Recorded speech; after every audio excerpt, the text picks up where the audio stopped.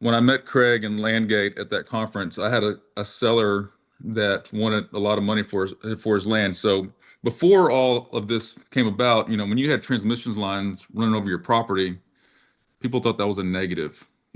People frowned upon that. And you got a substation next door. Nobody wants to be next door to a substation, right? So after I listened to this, I was like, oh my goodness. So all of a sudden, transmission lines and substations are valuable. Where in the real estate world, if you're selling land, they were a negative. People didn't want to be next to that. It devalued your property per se. And so when this started coming about, I was like, well, that's no longer a hindrance on your property. It's not a negative, it's a positive. So I went home. I mean, you drive down the road, you see transmission lines, you see a substation, you pick up the phone and you find clients that way. You have something of value here.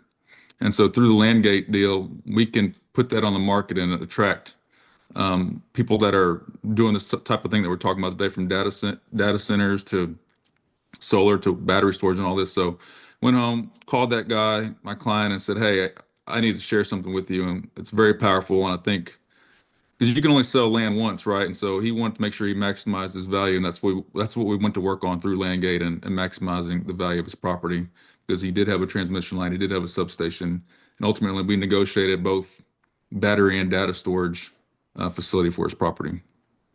So That's in, Thank you, Chip. That's interesting there. And I think, Trey, you're probably going to lead into that a little bit as well. As you have land, whether it's privately held or publicly held, whether the people own it or not. There's a ton of different uses now. Chip, you nailed it, right? The transmission line and substation, those used to be really big eyesores, and that's not a piece of property that anybody really want to deal with. Well, you fast forward a little bit, and highest and best use changes a little bit.